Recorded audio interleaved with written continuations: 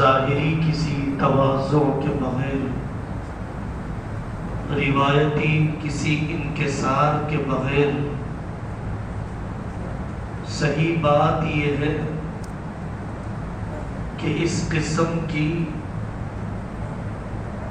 تدریبات کا انعقاد کرنے والے بڑا احسان کر رہے ہیں۔ ہم میں سے کتنے جو اپنی ذاتی طلب سے ان شخصیات تک پہنچ جاتے ہیں۔ اب تک کی زندگی میں ہم نے کتنے بافیض علاقوں کا سفر کیے، پتہ چلا کہ فلانے صاحب فقہ کے ماہر ہیں، فرائض پر عبور رکھتے، فلانے صاحب نورانی قاعدے کا اچھا تجربہ رکھتے ہیں، ان کا تربیت کرنے کا انداز مجھے بہت پسند آیا۔ یہ سوچ کر ہم نے کتنے علاقوں کا سفر کیا، بڑا احسان کر رہے ہیں۔ پہلی بات یہی ہے، ان تدریبی مجالس میں طلب کے ساتھ بیٹھیے، ان تدریبی مجالس میں بے طلبی کے ساتھ مت بیٹھیے۔ دل جوئی کے لیے آ گئے، ساتھیوں سے ملاقات کا ایک بہانہ بن گیا، نئی دل جمعی کے ساتھ بیٹھے، خالی صاف برتن لے کر بیٹھے، سراپا طلب بن کر بیٹھے گئے۔ طالب کو اس کا انتظار نہیں رہتا جگہ کیسے ملتی ہے، اکرام کیا جاتا ہے، نظر انداز کیا جاتا ہے۔ طالب کو تو اپنے مطلوب کا غم لگا رہتا ہے۔ طلب کہتے ہی اسی کو ہے کہ جسے مطلوب کے ملے بغیر چین نہ آئے۔ حضرت مولانا الیاس صاحب رحمۃ اللہ علیہ کا ملفوظ ان کے معروف ملفوظات میں چھپا ہوا ہے۔ اس کے بعد بہت کچھ پڑھا، لیکن حضرت کا یہ ملفوظ بے بدل محسوس ہوا۔ حضرت فرماتے ہیں 3 قسم کے لوگ ہیں، ایک طالب ہوتا ہے، ایک ناقد ہوتا ہے، ایک قانع ہوتا ہے۔ ناقد ہے، یہ کمی تھی، ایسا غلط کیا انہوں نے، نقائص ڈھونڈتا ہے، کمیوں کی تلاش میں رہتا ہے، بس ناقد ہے۔ ناقد کے لیے سوائے محرومی کے کچھ نہیں۔ مرید بن کر گیا تھا، مریض سمجھ کر گیا تھا، ممتحن بن کے رہنے لگا خانقاہ میں،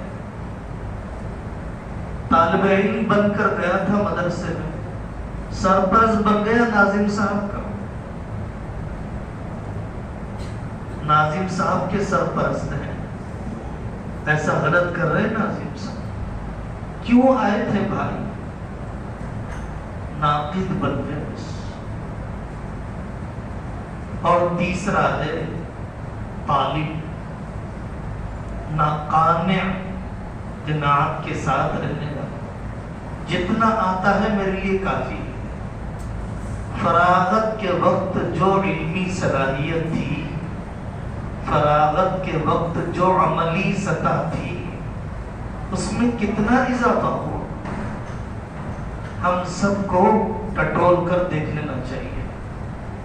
ہم طالب کے خانے میں ہیں یا قانع کے خانے میں ہیں یا ناقد کے خانے میں ہیں؟ طلب کے بعد کوئی چین سے رہا ہے؟ حضرت مفتی عزیز الرحمان صاحب رحمۃ اللہ علیہ،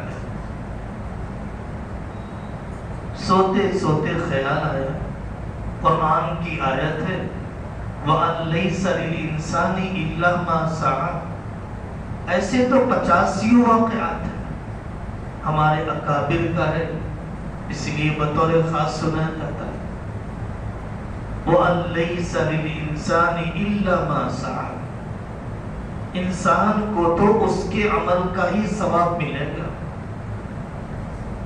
دل میں کھٹک پیدا ہو گئی، پھر ایصال ثواب کیوں ہے؟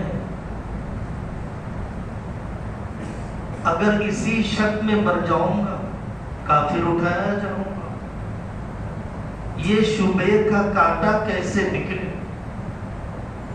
سونے نہیں دیا ان کے طالبانہ مزاج نے، نکل گئے دیوبند سے گنگو، تہجد میں حضرت گنگوئی رحمۃ اللہ علیہ وضو کرنے کے لیے اٹھے، اندھیرا، عزیز الرحمن حاضر ہوا، کیا بات ہے؟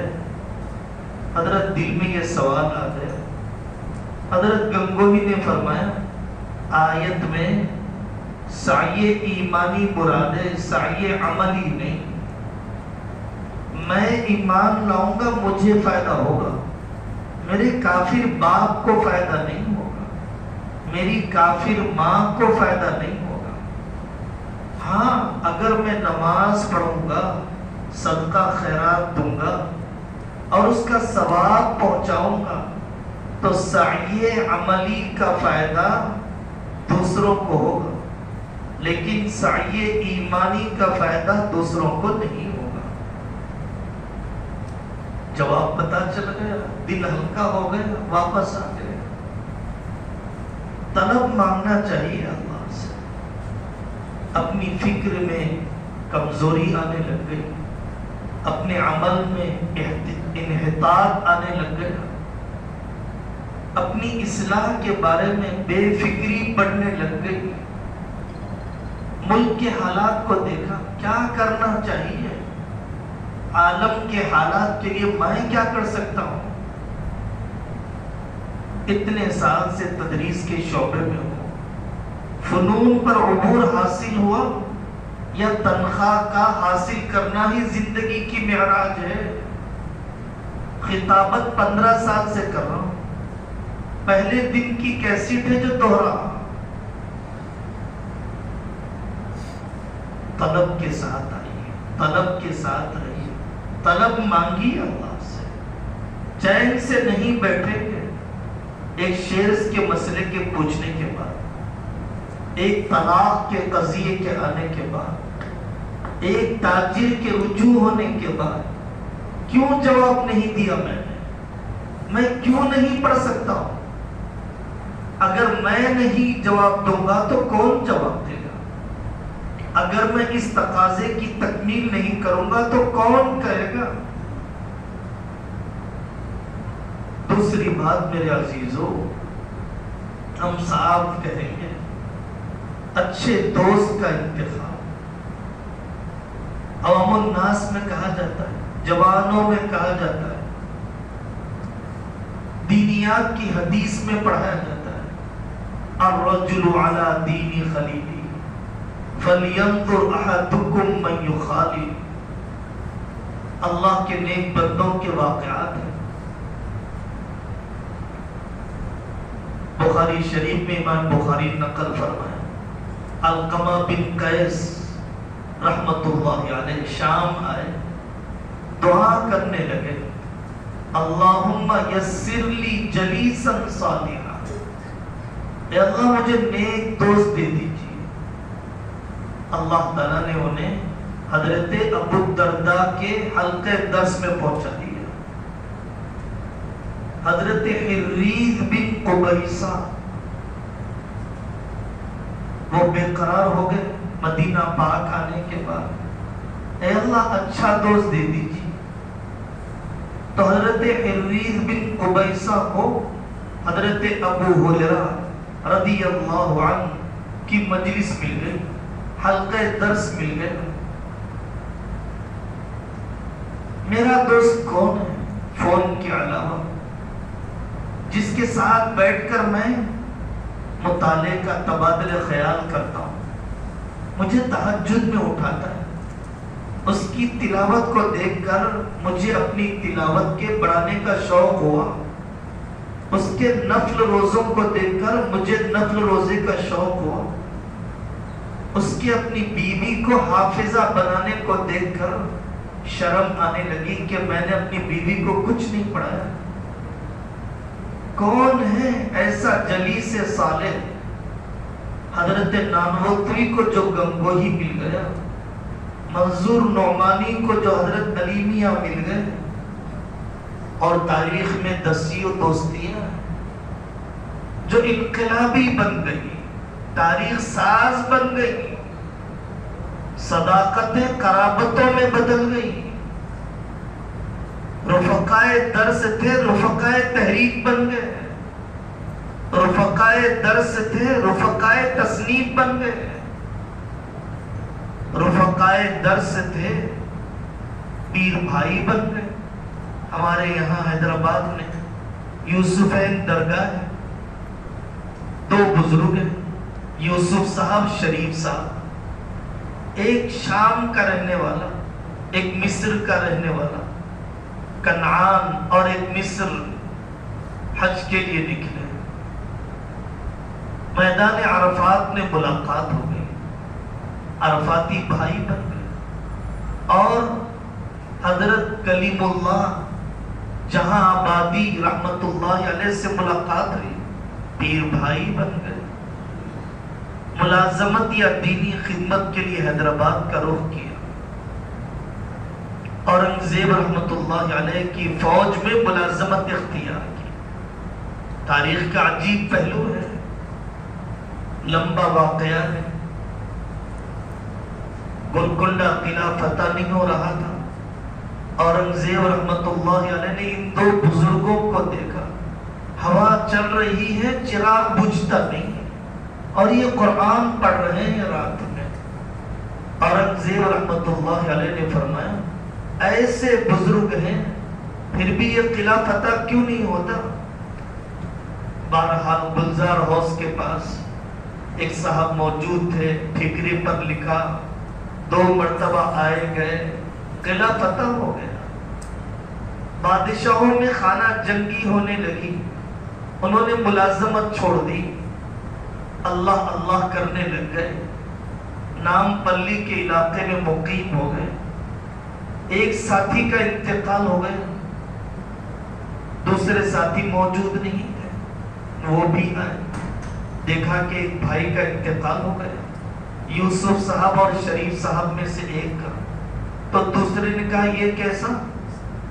وہ گئے کفن لیٹ کر، کفن پہن کر لیٹ گئے، انتقال ہو گیا، ایک ہی دن میں انتقال ہوا۔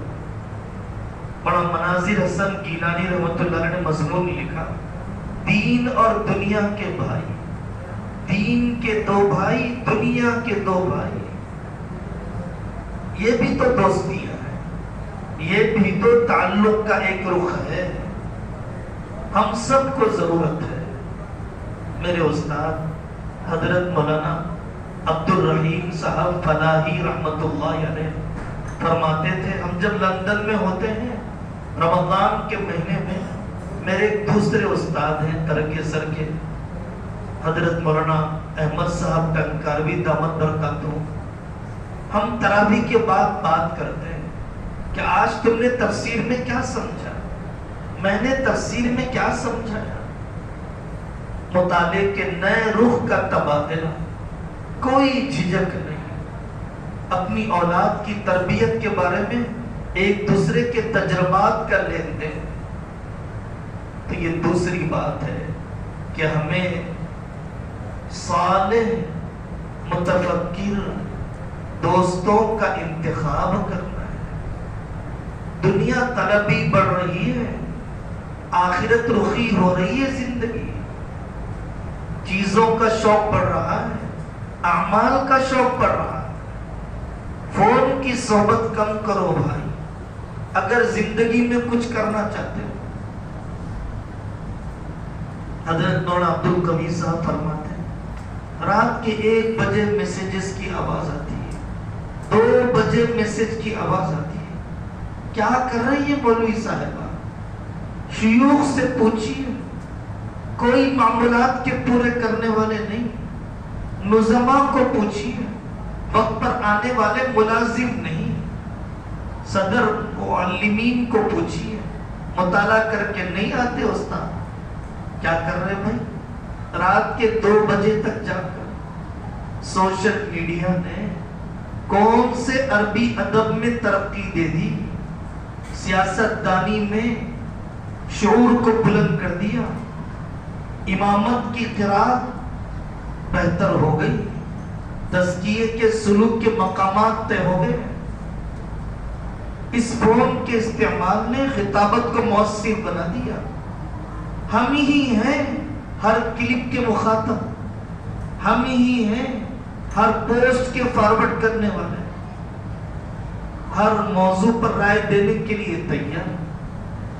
حضرت مولانا الیاس صاحب گمن دامت برکاتہم فرماتے ہیں کچھ تو اپنا دائرہ متعین کرو، کس کو سننا ہے، کس کو پڑھنا ہے، کس میدان میں پڑھنا ہے.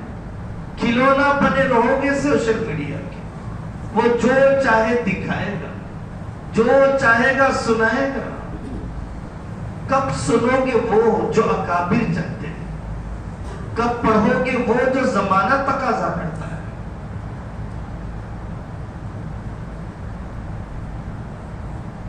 تیسری بات،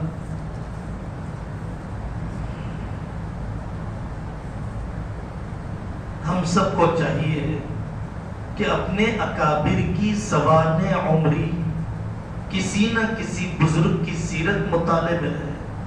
من استن منکم فلیستن بمن قد مات. ہماری طبیعتوں پر کس کا اثر ہے، ہمارے ذہنوں میں کس کی تصویر چل رہی ہے، مثالی نمونہ ہم کس کو بنا کر چل رہے ہیں. ہم میں سے کتنے ہیں ماضی قریب کے اکابر میں قاری صدیق صاحب کو پورا پڑھ لیا، حضرت ہردوئی کو پڑھ. آپ کے علاقے میں مولانا نور اللہ قادری رحمت اللہ علیہ، بڑا عظیم انسان، کتنے ترجمے کر دیے اردو زبان سے تیلگو میں، انجمنوں اکیڈمیوں کا کام کر دیا. میرے بھائی، آدمی زندوں کے پاس جاتا نہیں، مرحومین کو پڑھتا نہیں، تو سوائے اخبارات کے، سوشل میڈیا کے، طبیعت پر کسی کا اثر نہیں ہے. پڑھنا چاہیے. متقدمین کو پڑھو، سیر اعلام النبلاء، حلیت الاولیاء، تذکرۃ الاولیاء. آدمی کسی نہ کسی اللہ والے کی سوانح ملفوظات چھپے ہوئے. خاندان عثمانی، تقی عثمانی صاحب کا خاندان، ان کے فرزندان نے جمع کیا ملفوظات امام ابو حنیفہ، امام شافعی، امام احمد بن حنبل. اثر ہے ان چیزوں کا. سوانح عمریوں کا بڑا اثر ہے.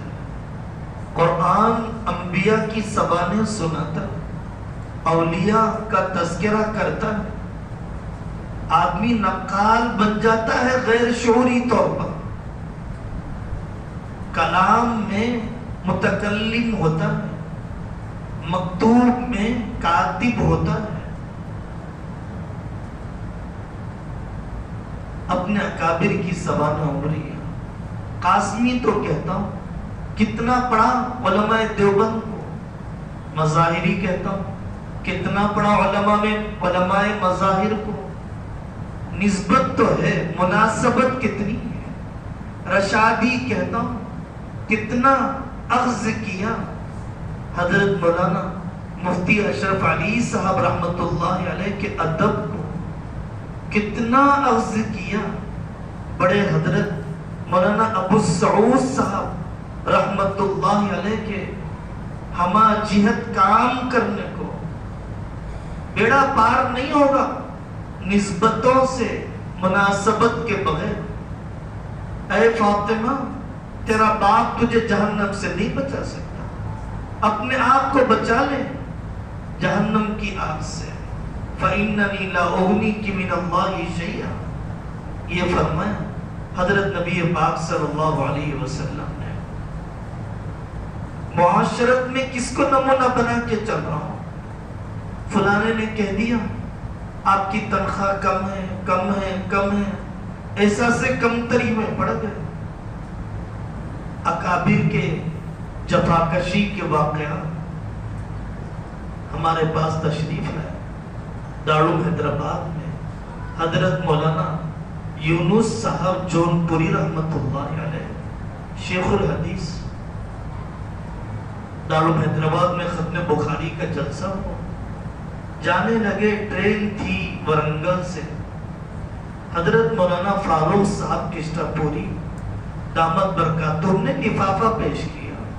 کوئی برا نہیں ہے، کوئی غلط نہیں ہے، ضرور خدمت کرنی چاہیے۔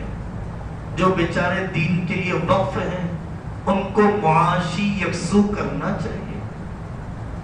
شیخ یونس صاحب رحمت اللہ علیہ کا رنگ میں بتلانا چاہتا ہوں۔ حضرت نے جب پیش کیا بہت ڈانٹا اور یہ کہا دین کی ایک ہی خدمت تو ہوتی ہے میرے سے، بخاری پڑھانے کی، اور تو وہ بھی چاہتا ہے کہ میں ضائع کر دوں، اجرت لے کر ضائع کر دوں، قیمت لے کر ضائع کر دوں۔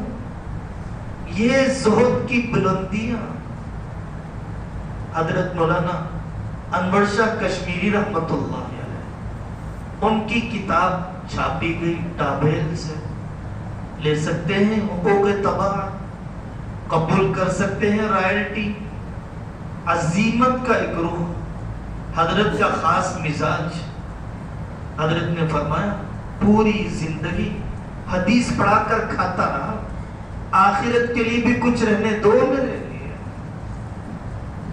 کیا ان کا پڑھانا اجر کے لیے نہیں تھا؟ کیا وہ اتنے مطلب پرست تھے؟ لیکن انہوں نے ہمیشہ آخرت کو سامنے رکھا۔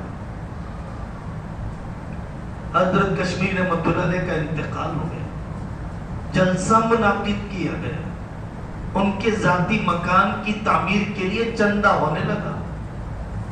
علامہ اقبال رحمت اللہ علیہ جن کے عقائد متاثر ہو گئے تھے، حضرت کشمیری ذریعہ بنے انہیں اسلام کی طرف لانے کے، بڑے مداح تھے وہ حضرت کشمیری کے۔ تو حضرت علامہ اقبال رحمۃ اللہ علیہ کھڑے ہوئے اور یہ فرمایا لوگوں میں تو انور شاہ کی روح کو تڑپتے ہوئے دیکھ رہا ہوں، اس کی غیرت اس چندے کو گوارا نہیں کرے گی کہ اس کے ذاتی مکان کے لیے چندہ کیا جائے۔ قوم کے اجتماعی تقاضے کے لیے بات الگ ہے، انور شاہ کی روح تڑپ رہی ہوگی۔ ایسے خودداری کے واقعات، ایسے استغنا کے واقعات، ایسی قناعت کے واقعات حضرت مولانا عبد القوی صاحب دامت برکاتہم کے استاد تھے، حافظ شاہ معظم شہید رحمت اللہ علیہ۔ میں سناؤں گا ان کا تذکرہ۔ اذان کے بعد کسی نے انہیں مسجد میں جاتے ہوئے نہیں دیکھا، مسجد میں اذان سے پہلے مولانا فرماتے ہیں ان کی مسجد میں جاتے تو احساس ہوتا احکم الحاکمین کے دربار میں آئے۔ کلر کرنے نہیں دیا، گیس کے تیل کی بو آئے جائے، فرشتوں کو تکلیف ہوگی۔ چھٹی کے دنوں میں فیض العلوم آ کر جاتے دروازے تک، عادت باقی رہے۔ بابری مسجد کی شہادت کا واقعہ ہوا، کرفیو میں تھوڑی سی ڈھیل دی گئی تو وہ اپنی طبیعت کے مطابق فیض العلوم دیکھنے کے لیے آنے لگے۔ تو راستے میں دو بلوائیوں نے، حضرت سائیکل پر جا رہے تھے، پیچھے سے آ کر چھڑا گھونپ دیے تو وہ سائیکل پر سے اتر گئے، رکعت باندھ کر کھڑے ہو گئے، کھڑا نہیں ہویا گیا، سجدے میں گر گئے، انتقال ہو گئے۔ وصیت کر رکھی تھی، ان کے بیٹے موجود ہیں کہ میرے کفنانے وغیرہ کا سامان اس صندوق میں، مرنے کے بعد یہیں سے سب انتظام کر لینا۔ صندوق کھولا گیا تو اس میں کفنانے کا سامان تھا، نہلانے کا سامان نہیں تھا۔ پریشان ہو گئے۔ مفتی عبد المغنی صاحب رحمت اللہ علیہ نے بڑا خالد سیف اللہ رحمانی سے پوچھا کہ حضرت کیا کیا جائے؟ فقیہ العصر نے پوچھا کہ بھئی ان کا انتقال کیسے ہوا؟ کہا کہ حضرت یہ واقعہ تھا، وہ تو شہید مرے ہیں، شہید کو نہلایا کہا جاتا ہے۔ مان لیا تھا اللہ سے، یقین کر لیا تھا کہ جب میری شہادت کی ہی موت ہے تو نہلانے کے سامان کی کیا ضرورت؟ یہ اللہ سے معاملہ کرنے والے لوگ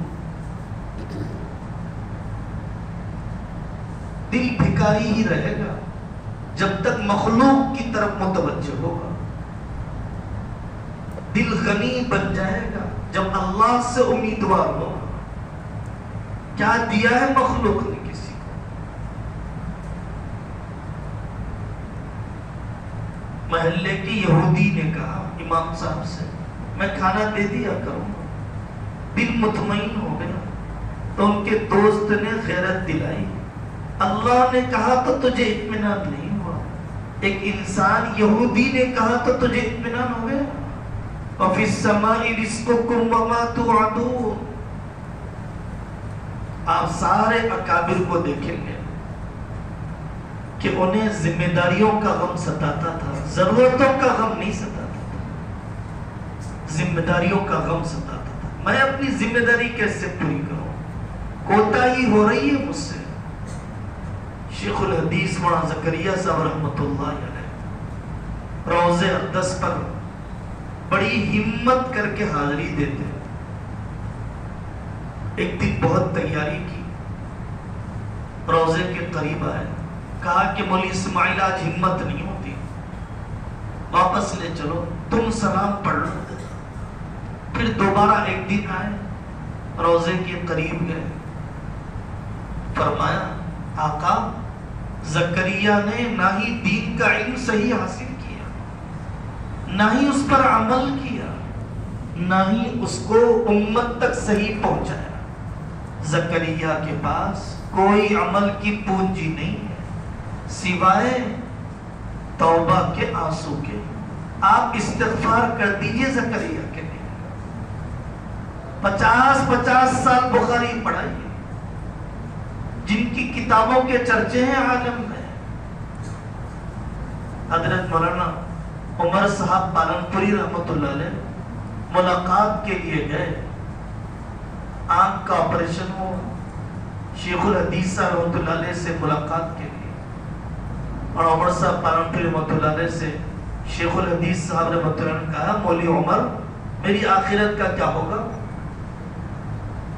تو مولانا عمر صاحب پالنپوری نے فرمایا آپ کے شاگرد، آپ کے خلفاء، آپ کی کتابیں بڑا آخرت کا ذخیرہ ہے۔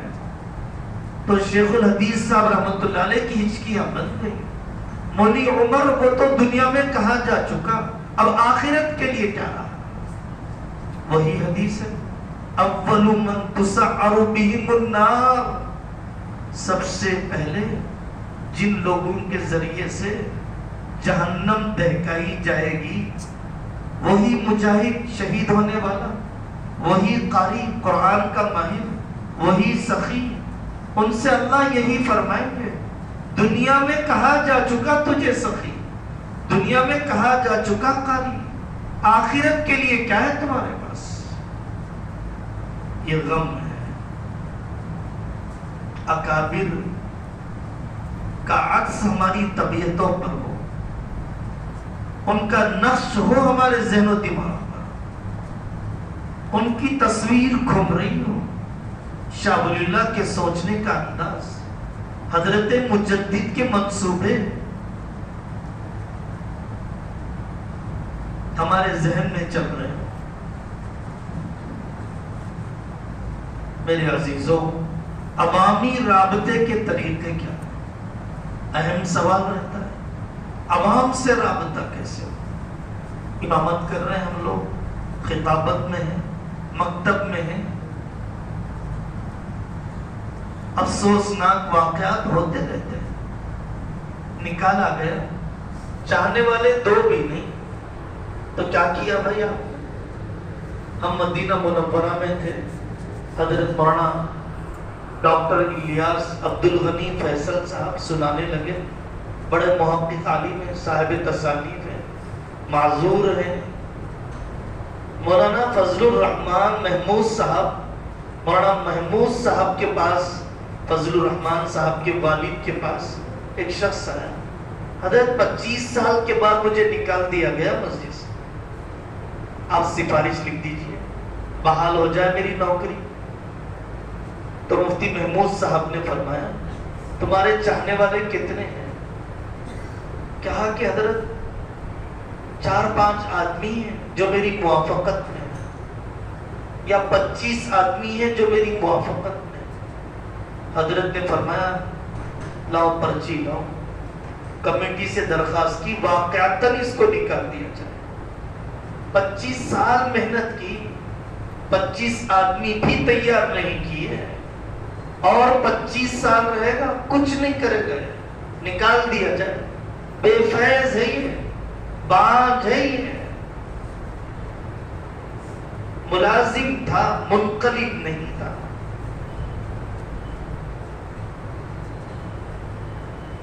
مکتب پڑھایا جائے، مؤثر پڑھایا جائے.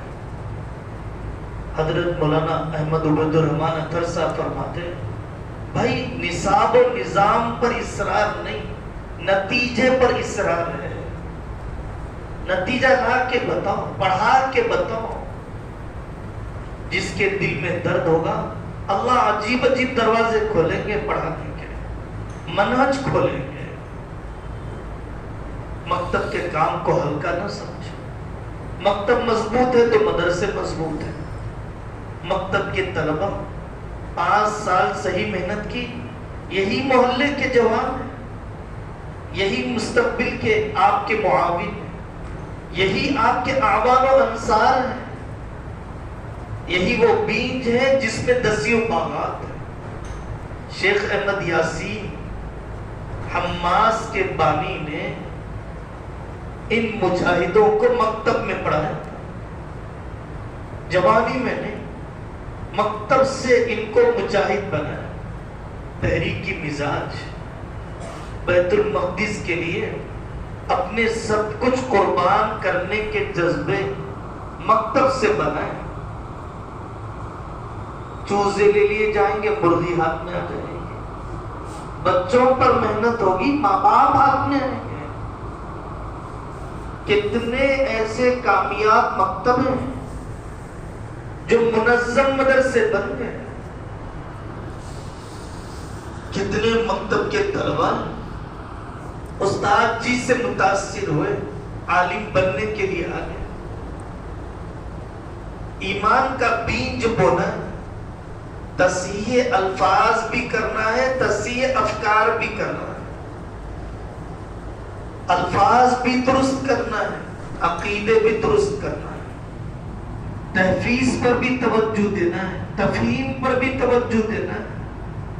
کہانیاں تو سناؤ، واقعات تو بتلاؤ، اللہ کی محبت کی چنگاری تو لگاؤ، عشق رسول کا کوئی چراغ تو جلاؤ.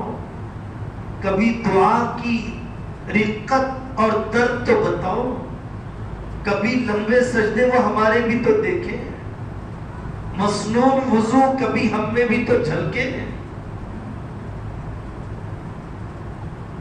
مکتب بہت اہمیت کے قابل ہے. وہی مکتب مؤثر ہے جہاں پر پیرنٹ میٹنگ ہو، اولیاء طلبہ کو جوڑا جائے، سرپرستوں کو جوڑا جائے، اولاد کی تربیت کے اصول بتائے جائیں. نابالغ پڑھ رہا ہے، بالغوں کو زیادہ ضرورت ہے. والد کو بلاؤ پڑھنے کے لیے.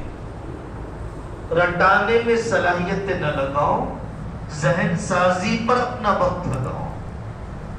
بالغان کا مکتب، بزرگان کا مکتب ہم طالب علم بن کر پڑھائیں ان بوڑھوں کو. ہم استاد بن کر نہ پڑھا رہے، جب آئیں ان بڑوں کا استقبال کریں، ذہن سازی ہو، بہو کے ساتھ کیسے رہنا ہے، ذہن سازی ہو، داماد کے ساتھ برتاؤ کیسے ہو، تجارت کے اصول کیا ہیں، موجودہ ملکی ملی ذمہ داریاں کیا ہیں، عوامی رابطے کا بہترین طریقہ اپنے مسلیوں کی عیادت کرنا، محلے میں بیمار ڈائلیسس پر ہیں 5 سال سے، ہم میں سے کتنے ہیں عیادت کرنے والے؟ ایمان والے کا ایمان والے پر حق ہے، میرے مسلی کا میرے اوپر کتنا حق ہے؟ 10 واقعات ہیں اپنے اکابر کے، مسلی نزع کی عالم میں ملاقات کے لیے گئے، حضرت عمر رضی اللہ عنہ ایک مسلی کو نہیں پایا، ملاقات کے لیے گئے، اپنے مسلیوں اہل محلہ کی عیادت، دعا تو پڑھ دیجیے مسنون، کیا جیب ہلکی ہوتی، اللہ کی مدد متوجہ ہو جائے گی۔ علماء ہیں تعزیت کرنے والے، علماء ہیں تجہیز و تکفین کرنے والے، عوام الناس سے رابطے کا مؤثر ذریعہ، جنازے نہلانے کے لیے گئے، گشت میں گئے، 10 سال تک کبھی نہیں آیا، لیکن اس کے شرابی باپ کے جنازہ نہلانے کے لیے گئے، پورا خاندان محبت میں گرفتار ہو گئے، پورا خاندان گرویدہ ہو گیا امام صاحب کا، واہ ہمارے امام صاحب نے میرے والد کا جنازہ نہلایا، تجہیز و تکفین تک رہے۔ عوامی رابطہ ہوگا مؤثر خطابت کے ذریعے، ایک عام 4 مہینے والے ساتھی کی معلومات کی جو سطح ہے 8 سال والے کے معلومات کی سطح بھی وہی ہے، کیوں سنے گا وہ جدت کے بغیر، کیوں سنے گا وہ ندرت کے بغیر، مادی تیاری بھی نہیں روحانی تیاری بھی نہیں، صلاۃ التسبیح پڑھو، صلاۃ الحاجت پڑھو، گشت کرو اپنے گاؤں میں، جمعہ کے فضائل بتاؤ، مسجد میں بلاؤ، خود ہی سنو، ہر آدمی شہر کی بڑی مسجدوں کی طرح مجمع کا انتظار نہ کرے، ایک بیٹھا ہو 1000 بیٹھے ہو، پوری تیاری کے ساتھ آدمی سنا ہے، آواز پہنچانے والے اللہ ہیں، مؤثر خطابت، کتنا بہترین موقع ہے، ہمیں تیلگو آتی ہے اور علاقے میں تیلگو زبان غیر مسلمی بولتے ہیں، ہم زبانی کا ایک کنیکشن مل گیا ہمیں غیر مسلموں کے ساتھ اسلام کا تعارف کرانے کے لیے، ہم زبانی کا ایک کنیکشن مل گیا غلط فہمیوں کے ختم کرنے کے لیے، غیر مسلموں کے شبہات کے ازالے کے لیے، اڑوس پڑوس کے چرچ میں جا کر خیر سگالی کے تعلقات بنانے کے لیے، مظلومین کا اتحاد قائم کرنے کے لیے، چھوڑیے پوری دنیا، وَأَنذِرْ عَشِيرَتَكَ الْأَقْرَبِينَ، اپنے خاندان پر محنت کے لیے کیا تکلیف ہے؟ آپ کے خاندان کے طلاق کا مسئلہ پولیس اسٹیشن کیوں جا رہا ہے؟ آپ کے خاندان کے تقسیم جائیداد کے قضیے عدالت میں کیوں جا رہے ہیں؟ آپ نے اپنے خاندان کے جوانوں کے عصری تعلیم کا کیا منصوبہ بنایا؟ آپ نے اپنے خاندان کی قریب البلوغ بچیوں کو بٹھا کر، قریب النکاح بچیوں کو بٹھا کر نکاح کا کیا دین سکھایا؟ مکلف ہونے کے بعد کے شرعی پردے کا نظام کیا بتلایا؟ خاندان بھی چھوڑیے، یہ بیوی ہے نکاح میں 10 سال سے، یہ نکاح میں ہے بیوی 15 سال سے، کیا اس کا قرآن درست کر دیا؟ یہی تو سب سے پہلی معلمہ ہے، یہی تو سب سے پہلی طالبہ ہے۔ کتنا بڑا احسان ہے اس بیوی کا، ان اہلیہ کا۔ دنیا کو چھوڑا، آخرت کو چاہا، آ گئی وہ ایک عالم دین کے نکاح میں۔ اس کو دین بھی ملا نہیں ملا ہمارے نکاح میں آ کر؟ دین کی محنتوں میں شرکت بھی ملی یا نہیں ملی؟ کچھ دن پہلے ہم بارڈولی گئے، نورانی مکاتب کا ایک نظام چلتا ہے، ہمیں بتایا گیا یہ علماء ہیں، یہ 2 گاؤں میں مکتب پڑھاتے ہیں، 3 گاؤں میں مکتب پڑھاتے ہیں، صبح میں ایک گاؤں میں، شام میں ایک گاؤں میں۔ قبولیت کے پیمانے میں تولو اپنی خدمت کو۔ ملکوں میں جانا ہی صرف دین کی خدمت نہیں، شیخ الحدیث بننا ہی صرف دین کی خدمت نہیں، بڑے بڑے اسٹیجوں پر خطابت کے جوہر بتانا یہی صرف دین کی خدمت نہیں، سوشل میڈیا پر تشہیری بڑے بڑے پلیٹ فارم سے خطابت کے جلوے بتانا یہی صرف دین کی خدمت نہیں، مکتب بھی دین کی خدمت ہے۔ دشمنوں کی جڑ کٹ رہی ہے، باطل کی جڑ کٹ رہی ہے، دور افتاد، پسماندہ، کٹے ہوئے مسلمانوں کے ایمان کے بچانے کا نظم ہو رہا ہے ان مکتبوں میں پڑھا کر۔ قبولیت پر نظر رکھو، اللہ قبول کر لے بس۔ حضرت حاجی امداد اللہ مہاجر مکی کے شیخ نور محمد صاحب جھنجابی رحمت اللہ نے مکتب کے استاد تھے۔ یہ نورانی قاعدہ نور محمد لدھیانوی رحمت اللہ نے ہم نے مصر کے آخری گاؤں میں دیکھا، مدینہ پاک مسجد نبوی میں دیکھا، مکہ مکرمہ میں دیکھا۔ کیا نورانی قاعدہ مصر کے قرہ نہیں لکھ سکتے؟ کیا سعودی کے قرہ نہیں لکھ سکتے؟ کیا رکھا ہے اس نورانی قاعدہ میں؟ کون سا اخلاص ہے جو اس کو دنیا کے چپے چپے تک پہنچا ہے؟ ایک عجمی کا نورانی قاعدہ۔ یمن میں ٹریننگ کلاسز ہوتی ہے نورانی قاعدے کے طریقے تدریس کی، اور ہر ایک کو ظاہری طور پر نیک نامی مل جائے ضروری نہیں، دنیا جانے نہ جانے میرا اللہ جانتا ہے کافی ہے۔ کیا دے گی مجھے دنیا، اور دنیا کا دیا ہوا کتنے دن رہے گا؟ دینا تو اصل اللہ کا دینا ہے، ملنا تو اصل آخرت کا ملنا ہے۔ وہ ملنا بھی کس کام کا جو موت پر چھڑ جائے، وہ ملنا بھی کس کام کا جو موت پر چھوٹ جائے۔ آس پاس کے دیہاتوں میں، اڑوس پڑوس کے علاقوں میں آدمی جا کر محنت کرے۔ میرے بھائی بڑی تکلیف سے کہتے ہیں، چھوڑو تاریخ کا بدلنا، چھوڑو ملکوں کا بدلنا، صوبوں کو بدلنا، علاقوں کو کھڑا کرنا، خاندان کا انقلاب، بیوی کو پڑھانا، اپنے فجر کی ذمہ داری تو لے لو، اپنے فجر کے ذمہ دار تو بن جاؤ۔ علماء کی تعداد بڑھ رہی ہے، محلے کی مسجد میں فجر کے مصلیوں کی تعداد نہیں بڑھ رہی، اہل علم کی تعداد بڑھ رہی ہے، دینداری کی سطح بلند نہیں ہو رہی ہے۔ کہا جاتا ہے العلماء ورثۃ الانبیاء، علماء انبیاء علیہ السلام کے وارث ہیں۔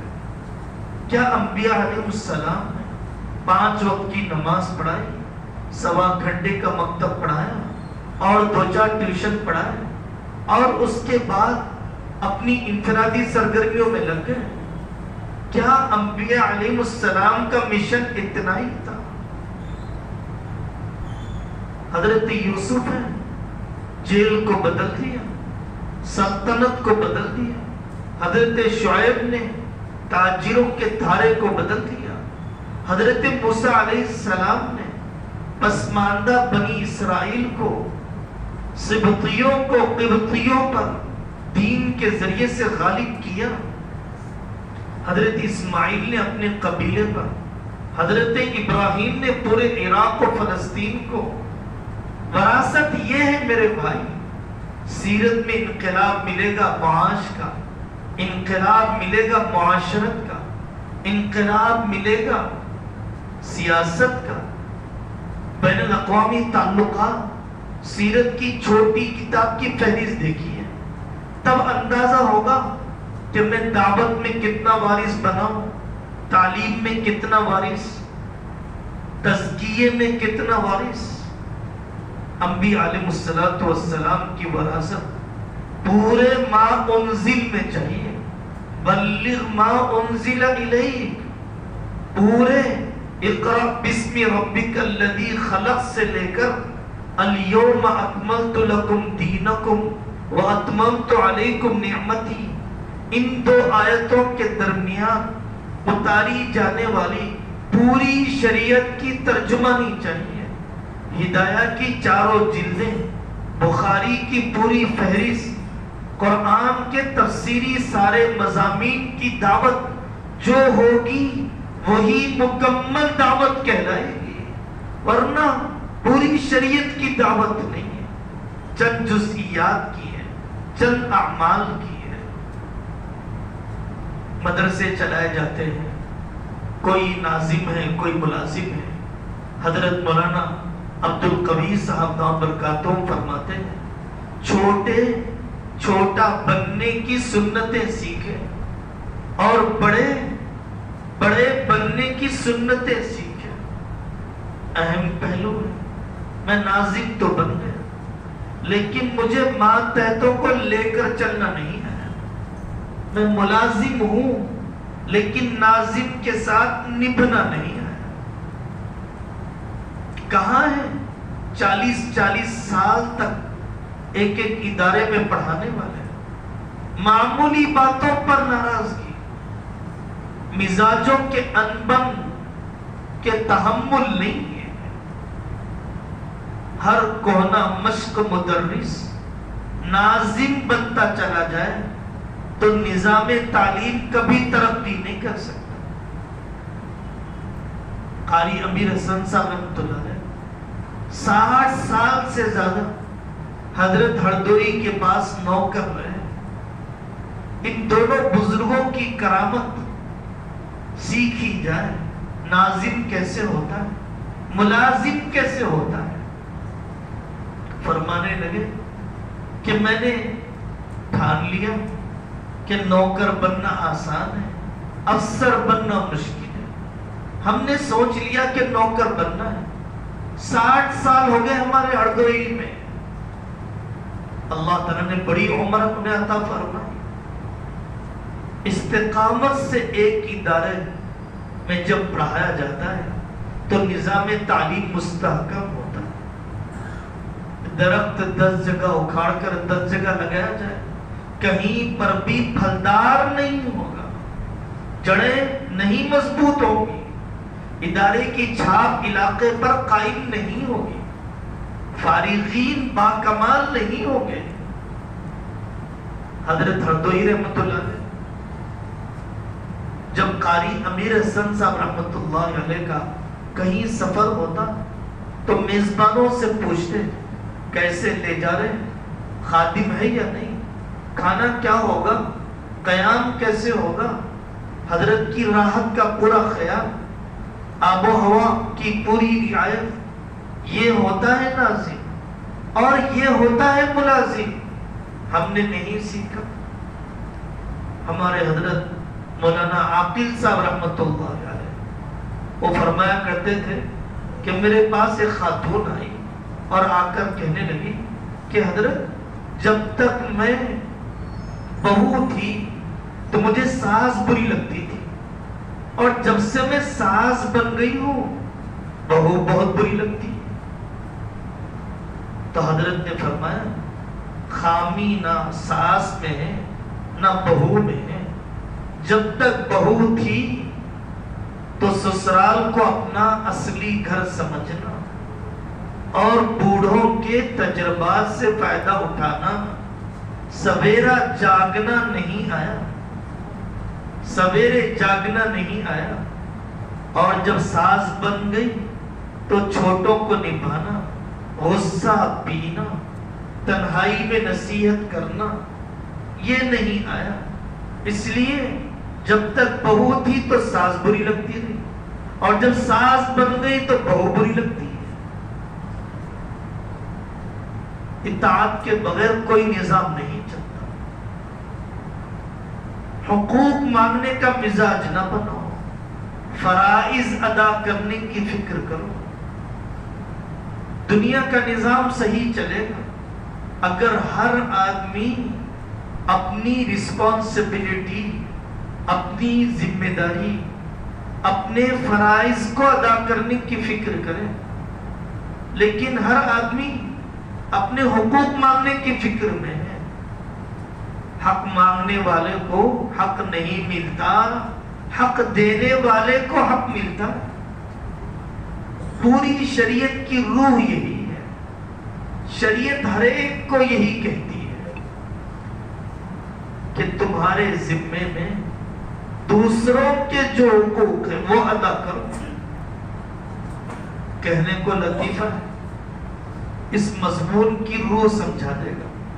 نکاح ہوا، 2 کتابیں بڑوں طورے ہدیے کے پیش کی، سیرت فاطمہ، سیرت علی۔ ہمیشہ جھگڑا رہتا تھا بیوی شوہر میں۔ ملاقات کے لیے گئے، بیوی سے پوچھا بھائی کیا پڑھ رہی ہو؟ کہا سیرت علی پڑھ رہی ہو۔ اور بیوی شوہر سے پوچھا کیا پڑھ رہا ہو؟ سیرت فاطمہ پڑھ رہا ہوں۔ ہر ایک دوسرے کا سبق پڑھ رہا، اپنے فرائض کا غم نہیں آیا، اپنے حقوق کا غم آیا، اپنی ذمہ داریوں کا غم نہیں آیا، دوسروں کی ذمہ داریوں کی فکر آ گئی، تباہی مچی ہے۔ وہ سیرت علی پڑھ رہی ہے، وہاں علی نظر نہیں آتا۔ یہ سیرت فاطمہ پڑھ رہا ہے، فاطمہ نظر نہیں آتی۔ عورتوں میں بیان ہو اور اس میں مردوں کے کرنے کے کام، مردوں کی ذمہ داریاں سنائی جائیں، بہت خوش ہوتی ہیں عورتیں۔ اچھا ڈاٹا مولوی صاحب نے، ایک بڑے مقرر ہیں، وہ عورتوں کی موافقت میں بہت زیادہ بات کرتے ہیں، پورے ملک میں بلایا جاتا ہے۔ فیمنزم، آزادی نسواں، آدمی اپنی موافقت کی بات سننا چاہتا ہے۔ پورا قرآن پڑھ لیا، پوچھا بھائی کیا اچھا لگا؟ کہا بہت اچھی آیت لگی، فَانْكِحُوا مَا طَابَ لَكُم مِّنَ النِّسَاءِ مَثْنَىٰ وَثُلَاثَ وَرُبَاعَ۔ پورے قرآن میں اچھا لگا۔ رَبَّنَا أَنزِلْ عَلَيْنَا مَائِدَةً مِّنَ السَّمَاءِ، دسترخوان اتار دیجیے اللہ جی۔ تو پورے قرآن میں قربانی کی آیتیں اچھی نہیں لگی، مجاہدے کی آیتیں اچھی نہیں لگی، برات و انفال اچھے نہیں لگے، سورہ نور کی حیا اچھی نہیں لگی، حجرات میں حسن معاشرت اچھا نہیں لگا، نساء اور مائدہ میں ادائے حقوق اچھا نہیں لگا۔ چٹورے جہاں ملے، شہوت و شکم کی تسکین کا سامان جہاں ملا وہی اچھا لگا اس۔ میرے بھائی اس مزاج کو بدلنا چاہیے، بڑوں کو چاہیے بڑے بننے کی سنتیں سیکھیں۔ حضرت عمر رضی اللہ عنہ کی مجلس میں حیات الصحابہ کا واقعہ، ایک آدمی کی ریا خارج ہو گئی۔ حضرت عمر نے کہا جاؤ، جس نے بھی یہ ریا خارج کی ہے وضو کر کے آ جائے۔ حضرت جریر نے فرمایا حضرت آپ اسے غیر اختیاری فطری چیز پر ذلیل نہ کیجیے، پوری مجلس والوں سے کہیے وضو کر کے آ جائے، اس کا بھی وضو ہو جائے گا۔ کریم آدمی ینصح ویستر، نصیحت کرتا ہے اور عیب پر پردہ ڈالتا ہے. لئیم اور کمینہ آدمی یکشف ویعیر، عیبوں کو کھولتا ہے اور عیار دلاتا ہے. وہ عیبوں کو کھولتا بھی ہے، بے ستری بھی کرتا ہے اور شرم بھی دلاتا ہے. یہ طریقہ نہیں لے کے چلنے کا طریقہ.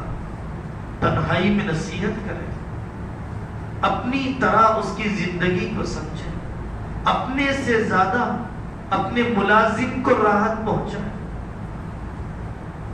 حضرت ہردوئی رحمت اللہ علیہ زندگی ہو جاتی کسی استاد کے پاس،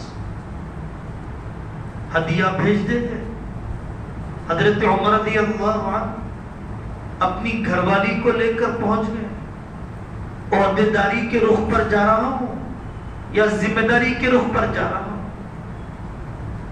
اگر ناظم بن گیا تو یہ سوچنا ہے، ملازم ہوں تو سوچنا ہے کہ مجھے اللہ کو بھی خوش کرنا ہے، اپنے ملازم ہونے کے ناطے ناظم اور مالک کو بھی خوش کرنا ہے.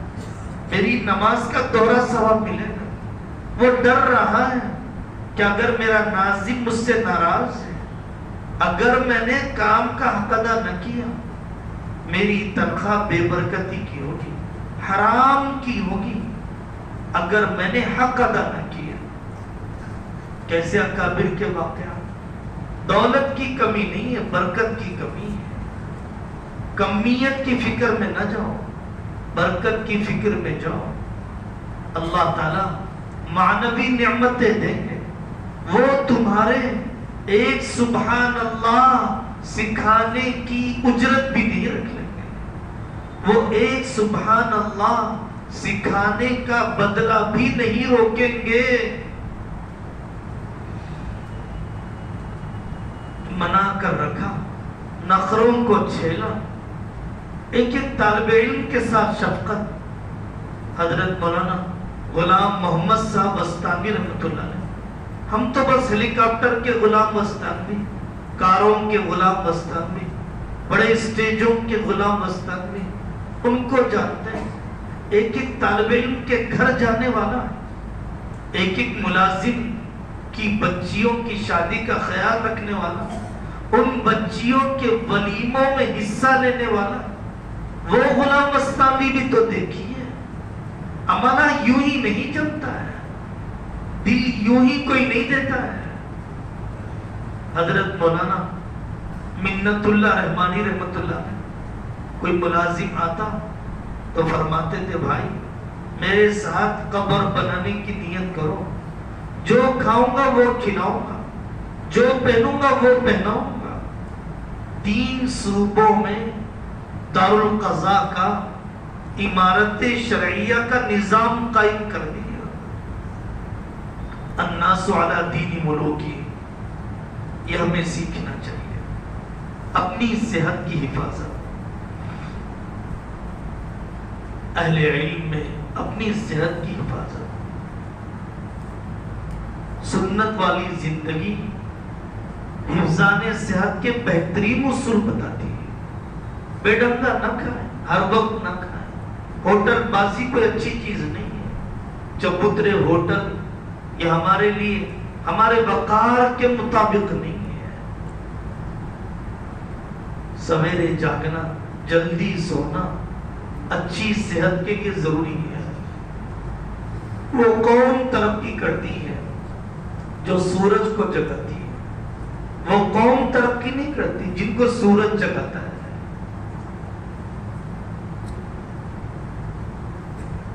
بازاروں میں ہوٹلوں کا بڑھنا اخلاقی زوال کی علامت ہے. مہمان نوازی کے نہ ہونے اور عورتوں کے کاہل ہونے کی دلیل ہے.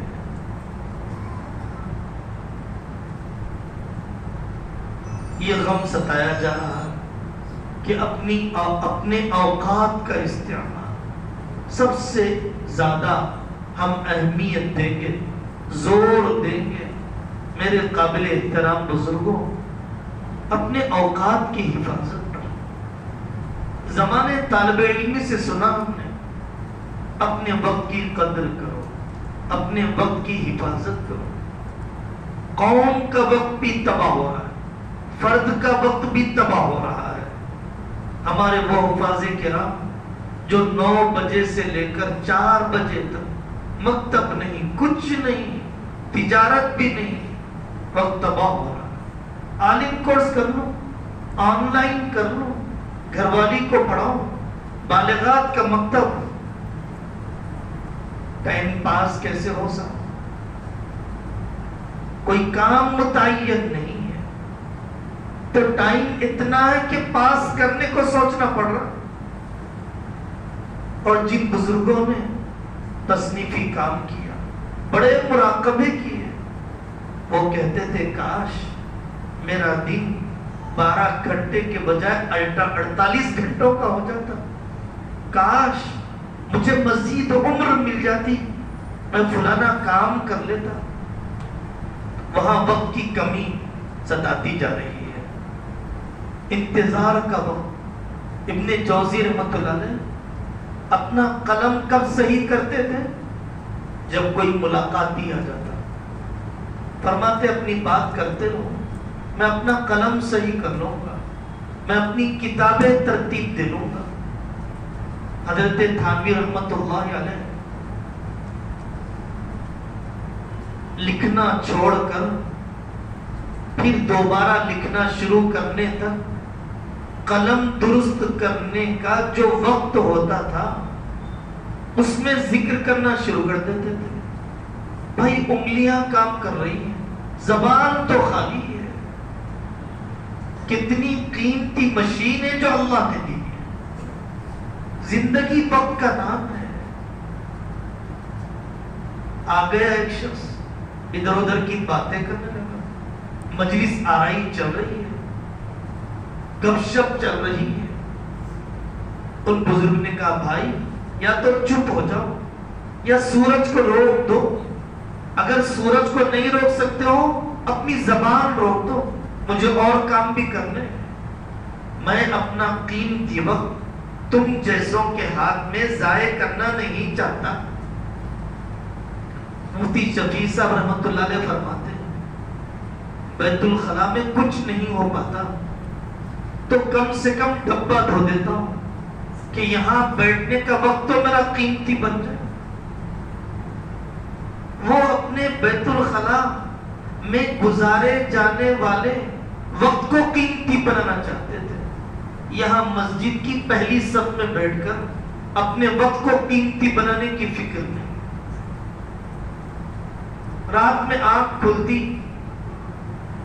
کوئی مضمون ذہن میں آتا، حضرت تھانوی رحمۃ اللہ علیہ چراغ جلاتے، پینسل سے کاغذ پر لکھتے، پھر لیٹ جاتے۔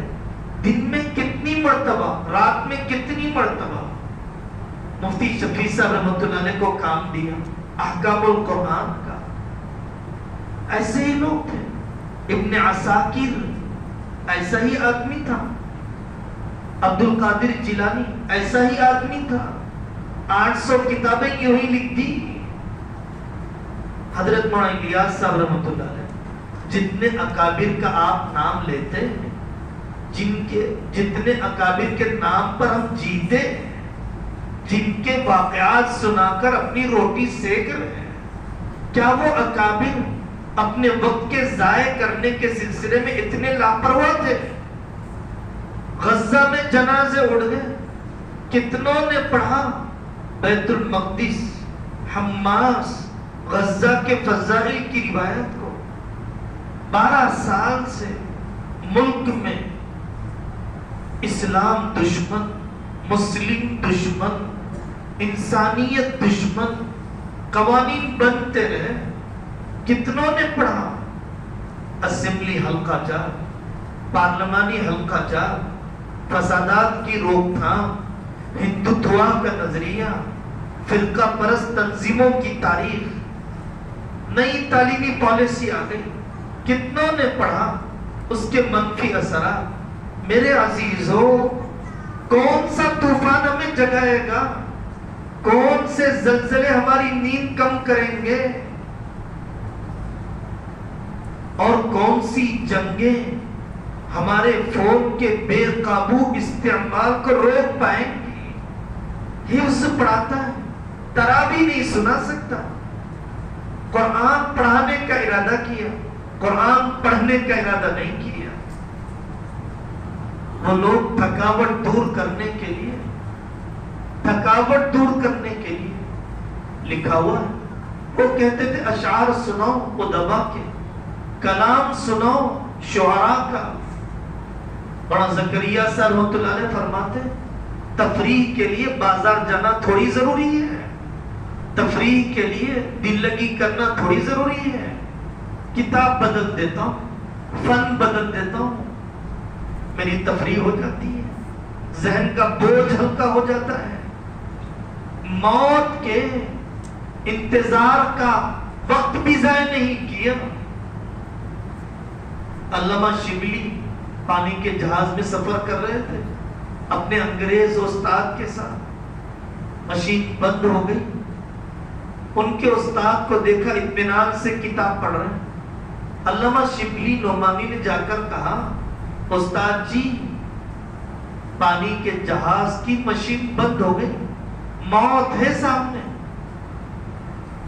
تو اس انگریز استاد نے کہا اگر زندگی کے کچھ لمحات باقی ہیں تو اس کو چیخ و پکار میں ضائع کرنے کے بجائے مطالعے میں لگانا چاہیے۔ امام ابو یوسف رحمۃ اللہ علیہ کا واقعہ نزاع کا عالم ہے، عیادت کرنے والا ہے، رمی سواری پر کرنا ہے یا پیدل کرنا ہے، وہ جواب صحیح نہیں دے پایا۔ حضرت امام صاحب نے صحیح جواب دیا، اس نے دہلیز کے باہر قدم رکھا، اندر سے رونے کی آواز آنے لگی، روح پرواز کر گئی۔